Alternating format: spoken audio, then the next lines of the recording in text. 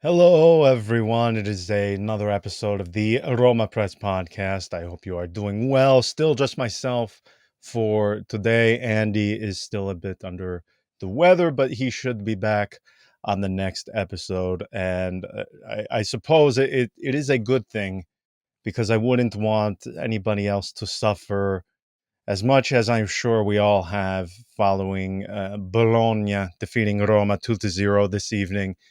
And what it was nothing short of a disaster class. We will get into that shortly. Very quickly, though, I thank you to our newest patron over at Patreon, Khan. We thank you, Khan, for your support. If you would like to join the group chat, which actually turned into usually it is a psychiatric ward of a hospital, but this time it was more like a courtroom because there was a lot of argument, discussion going back and forth as to how to fix this thing. But anyway, if you would like to join the court, so to speak, you can go to patreon.com/RomaPress. And of course, thank you to everybody for the support on YouTube as well. If you could subscribe, leave a like, all of those good things that you hear in every single YouTube video that you watch, youtube.com/at IS Roma Press. Also, just a forewarning. Between tonight and the next couple of days, there are going to be some updates to the website. It's the long and the short of it, because as you all know, the technical team here, beyond Andy and myself, is nobody. It is just us. So when it comes to like the technical aspects of the website, we are very, very limited in our knowledge of it. And it may take us longer than some of the other websites who have more staff at disposal to get some things fixed and updated. But in case you run into issues regarding perhaps the slide running slower, it looks just slightly different. Just know we are doing a couple of updates to make the website function far better than than it has to date. I mean, it has been almost 10 years, well, more than 10 years since the site has been around, but hopefully with this next round of updates, it will function far better, particularly for those of you on mobile, which is, according to our traffic report, like 85% of you. So just a forewarning. Thank you for the patience and again the support. It is, again, just handling myself, so that is where things like the Patreon and even subscribing on YouTube and watching and leaving a like, it it really really helps us in the sense of, it is just us. We aren't like I don't know, Forza Roma or even La Roma 24. Some of these sites just have far more resources at their disposal. It is just Andy and myself. So again, thank you all for your patience. It truly does mean a lot. I am so appreciative for it. I'm trying to see if I can draw out the giving thanks and showing my appreciation to all of you in any other way as a means to avoid having to discuss Roma and their latest defeat, this time to Bologna. I don't even really know where to start with this one, because it really was, again, a disaster class in every sense of the word. Now, it depends on the general outlook you have at Roma to begin with, because I saw, particularly in the aftermath of the final result, and even some of the things following the words of Jose Mourinho in the post-match, in our group chat at least, there was a lot of blame being thrown to Jose Mourinho, a lot of blame being thrown to the players, a lot of blame being thrown to Thiago Pinto, the Friedkins. It seems like the fault was not really aimed at one person. And generally, that is my view when it comes to performances like this. The problem is these matches, they happen week to week, sometimes two times per week in Serie A. And you can't take each match and come to some large, profound analysis or some profound decision after each of those. You have to obviously take all of these smaller bits and pieces of the season, throw them into the bowl, and see what kind of recipe comes out ultimately at the end. and that is how you base decisions on how to move forward.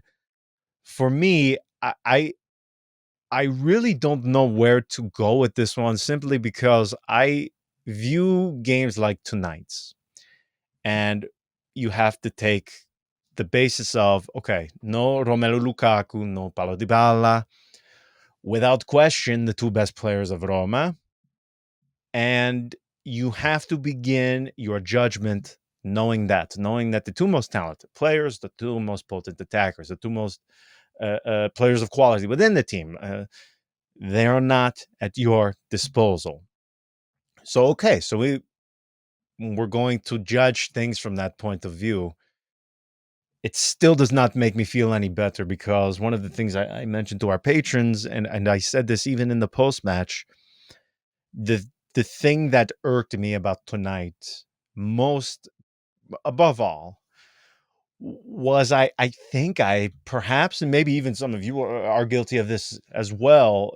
To what extent, I don't know, but I do think I overestimated perhaps the quality, the ability of many of these players of Roma. For instance, and let me just preface this with saying, when you have a match as bad as tonight's, focusing on one single individual is going to miss the bigger picture. But I do think when you have all of these collective poor performances from individuals, they are worth analyzing. And the one that is probably, and I'm sure again most of you felt similar, the one that just jumps out to me the most is Lorenzo Pellegrini. And the factors that go into that are a couple of things. First, your captain. Secondly, one of the highest paid of Roma. One of the highest paid. He got a very large renewal not long ago. This is a guy that is expected to deliver. If you just created a hierarchy of Roma, of what your expectations are, you would probably have Lorenzo Pellegrini in the top 3 to 5 as what your expectations are in terms of output. Romelu Lukaku, Paulo Dybala, whoever you put below, we can debate that some other time. I assume most would have Pellegrini, Cristante, add whichever other name you view being worthy in that position. The thing that irked me again tonight from Pellegrini was nothing came off. Nothing seemed to be going right for him. And you can tell that once it started to go wrong for him tonight, he did not appear as if he was going to ever overcome the problems, as if he was ever going to find a way to work through. When it comes to Pellegrini, my criticisms of him have always been the same. And for those of you who have listened to the podcast for a number of years, one of the earlier listeners, I have been very hard. At the beginning, when Lorenzo Pellegrini returned to the club, 2016, 2017, I was very, very, very, very hard on him because he came back with some high expectations. Now, he was very young at the time. So, do I think I was a bit unfair in my level of criticism given his age? Of course. I do think I was far too harsh. However, I think the validity, or at the heart of what I was saying, it was twofold. And more so had to do, because obviously this more so had to do with the time he returned. It was under Eusebio Di Francesco. I'm sorry, I said 2016, 2017. It was 2017, 2018. He comes back, Eusebio Di Francesco.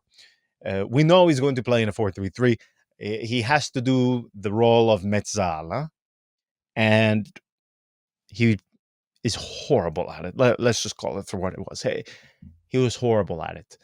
Now, he did show flashes, but my biggest issue with Pellegrini was this guy is not made to be Mezzala, and I think that was a fair assessment, considering that really we did not see him sort of take the leap in quality, so to speak, until we see him in that derby come on against Lazio and do that heeled shot for the goal, and that is when he has to play in a more advanced position.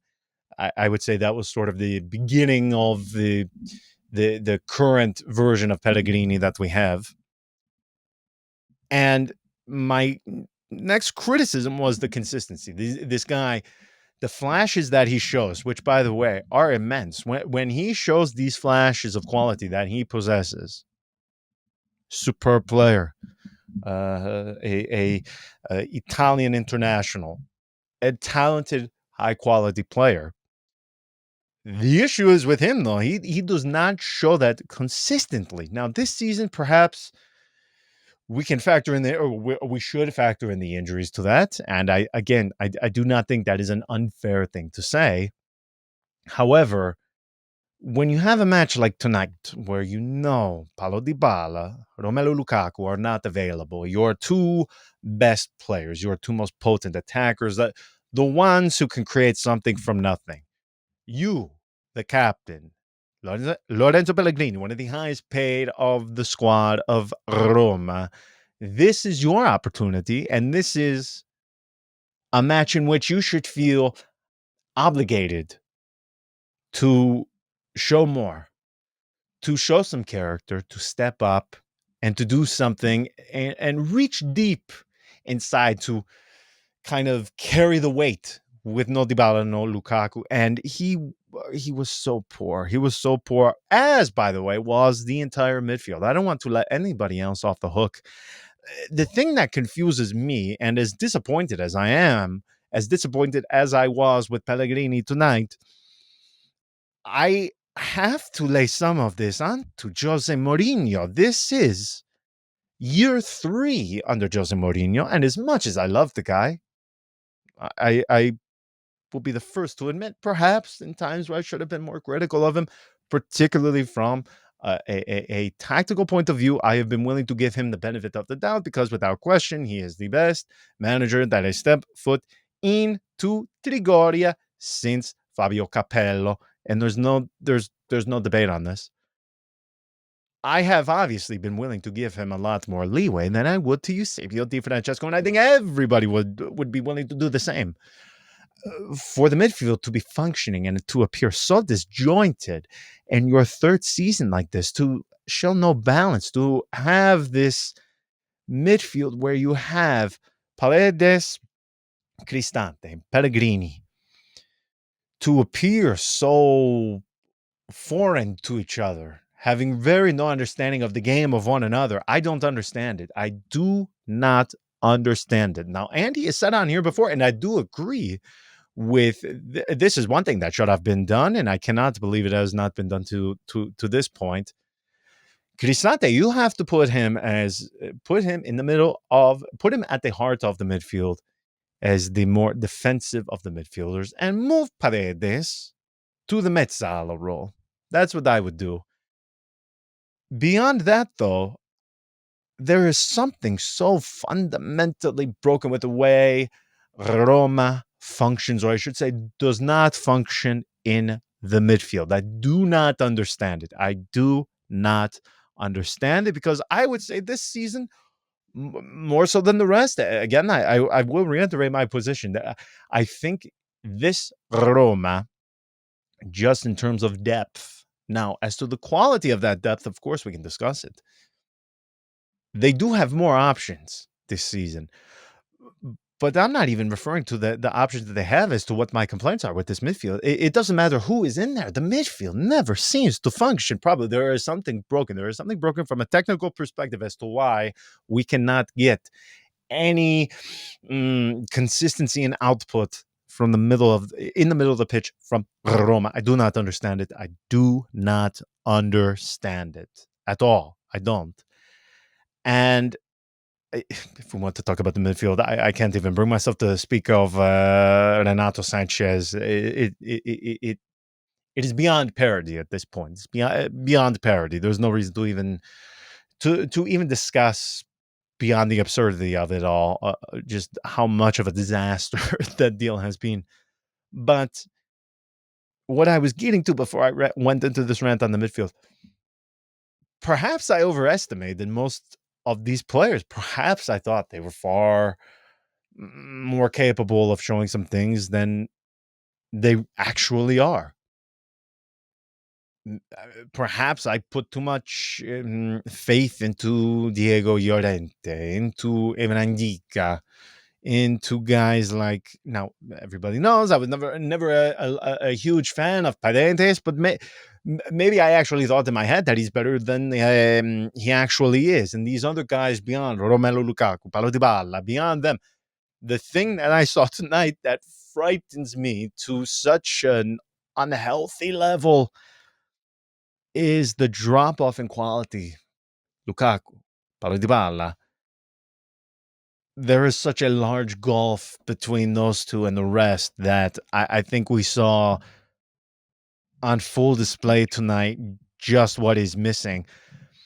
Somebody asked me, I think it was Matteo Bonetti on Twitter. He posted something to the effect of, with Thiago Motta, if you put Thiago Motta in the position of Jose Mourinho, would Roma have more points or less points? And my response was, well, unless Thiago Motta can inject many of these guys with quality, I really don't think it is going to matter a whole lot, because if you just look in the gap between Dybala, Lukaku, and the rest of these guys, it is scary. It is frightening.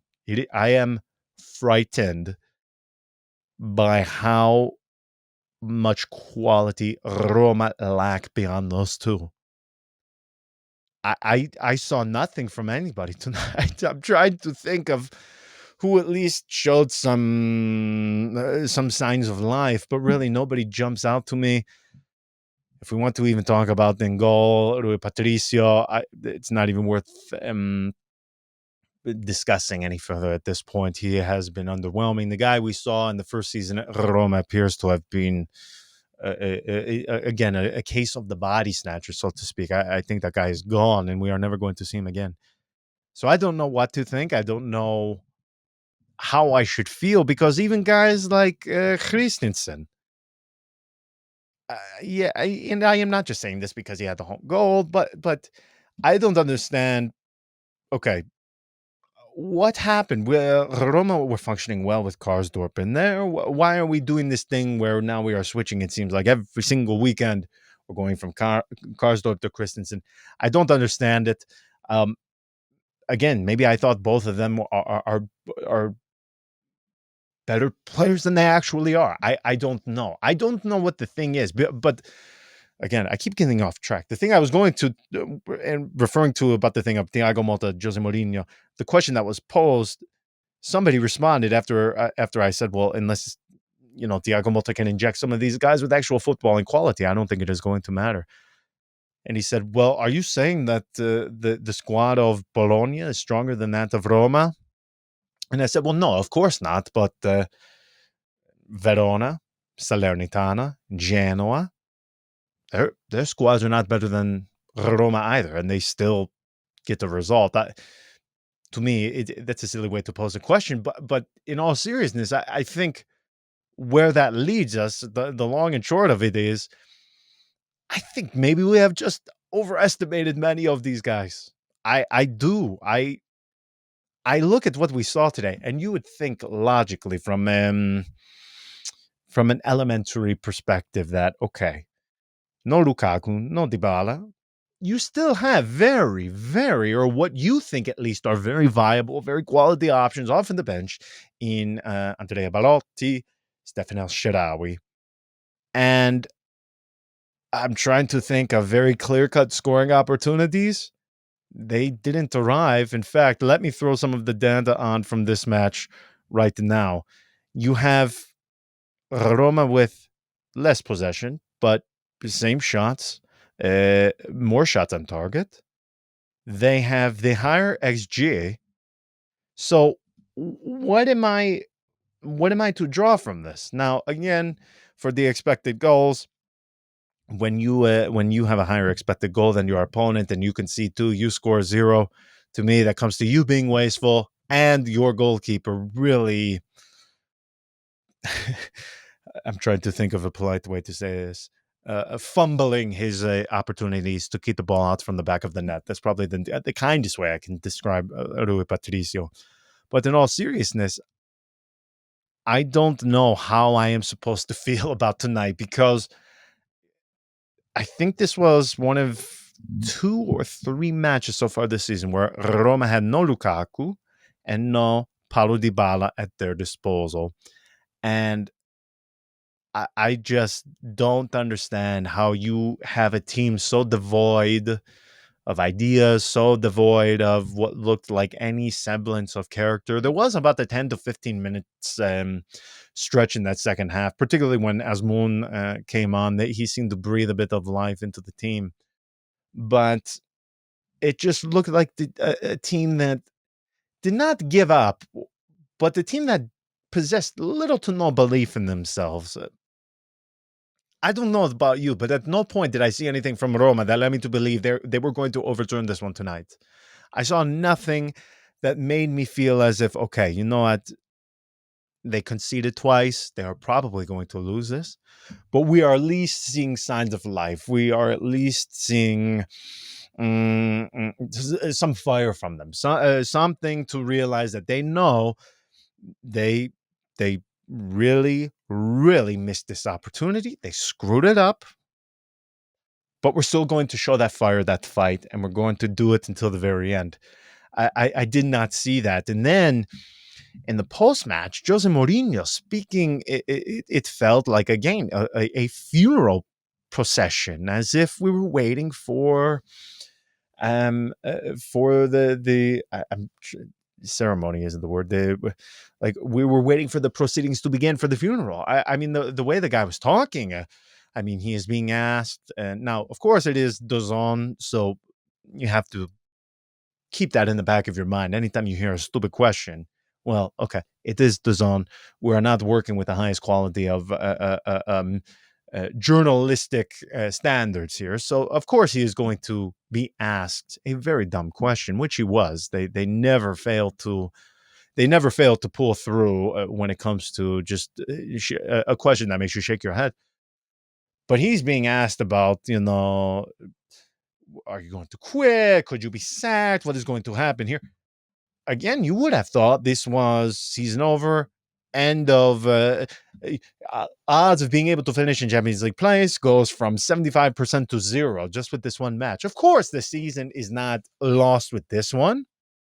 They can easily come back and overturn this thing.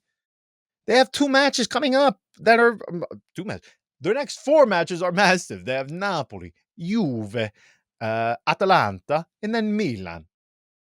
My gosh, if you win all 4 of those, we won't even remember this evening against Bologna. If they win all 4 of those, tonight will go out of our heads. We won't even remember what happened today other than a defeat. We won't remember this performance. That's how things in football, they can change just like that. It can easily be overturned. But the signs or the lack of signs of life from tonight, that for me is the most concerning. And again, I just find myself terrified by the prospect that perhaps we have overestimated the quality, the ability of many of these players, and by extension, Roma as a whole. I don't know why they cannot still find ways to function as a unit in midfield, even in defense. Gianluca Mancini comes back from injury. He's thrown right into it tonight. He did not perform good. I didn't expect him to. If we want to put some fault into Jose Mourinho, I think undoubtedly you should have put Brian Cristante at the back, and then you bring on Bove in midfield. I think that was the easiest and most logical change of all time. I think that probably should have been done from the beginning of the match, but still, okay, fine. If we want to nitpick, these little decisions, I think we could do that all evening with every single player on the pitch, because again, there was nobody who really stood head and shoulders above the rest. I thought everybody was about as mediocre and or underwhelming as you could get as a collective. I mean, again, it was not as if you had one performer standing out while 10 others were just not up to par tonight. It was all 11. All 11 were underwhelming. So I don't know exactly what sort of grand conclusions we can draw, but for me, My biggest fear is that perhaps we just overestimated many of these guys. And that is the thing I keep finding myself drawn to, because we are in this position so many times. This happens time and time and time again. And I've said this in the last few episodes, but coming into tonight, before Roma even kicked off, you knew a couple of things. You knew Napoli, Fiorentina have leaped ahead of you in the table. So you know what? To keep pace, you need to win, or at least, at worst, get a draw. Get some form of result tonight. They couldn't do it. They couldn't do it. We saw Milan win.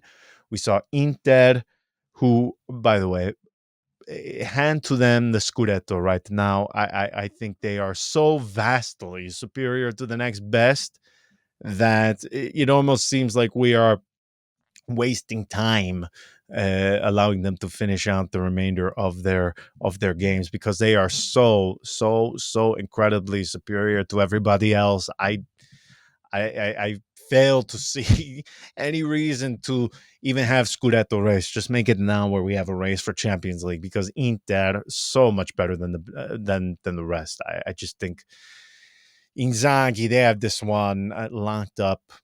Nobody's going to come close, in my opinion. But nonetheless, I fear that maybe just Roma is not good as many of us thought or had hoped. And there is obviously, if that actually turns out to be the truth, if that turns out to be the case, there's nothing you can do about it now. The January transfer window is not going to help you in any way.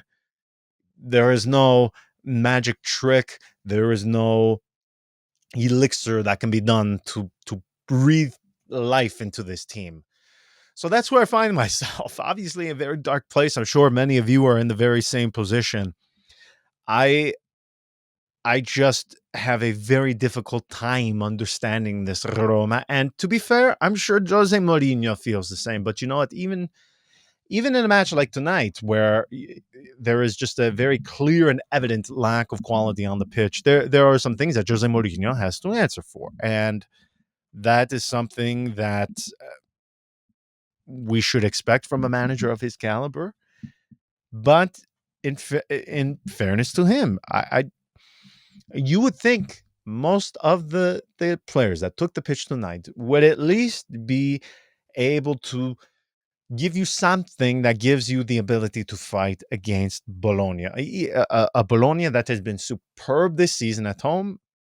Absolutely, I agree. I understand it.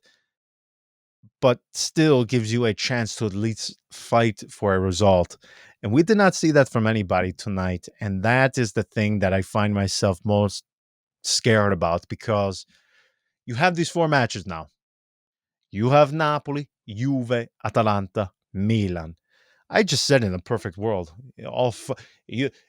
four victories from those, we don't even remember tonight. We forget it even happens. It becomes erased from our memory. But then there's the opposite of that, where, oof, oof. In all seriousness, from these next four, for me, anything worse than 2 wins, 1 draw, and 1 defeat is a failure and unacceptable. Unacceptable. You have to win at least 2 of these. You cannot afford to lose more than 1. And you know what? Given how bad they messed up the early portion of the season, I hate coming back to this, but those dropped points against Salernitana and Verona, they get worse and worse and worse and worse as this season progresses. It dropping those points in most years would qualify as a war crime. They had rules against dropping points like this at the Geneva Convention. That's how bad those dropped points were in that first month. We can talk about tonight as much as we want, but really, Roma only have themselves to blame for being in this position where they are now forced to win the majority of these difficult games, because they screwed it up so badly against these Provinciali, who are going to be in Serie B next season, and that is their own fault. So this is the position they are in. These next four, it is. This is your season. These next four, it is. This is it. This is it. We will know one way or another. Are Roma fighting for Champions League? Are Roma, going to have to settle for Conference League again? Is Jose Mourinho going to remain at Roma? Is Thiago Pinto going to remain at Roma? I mean, there are so many things on the line for not only the remainder of this season, but for the next 1 to 2 seasons. This is where it will probably be defined.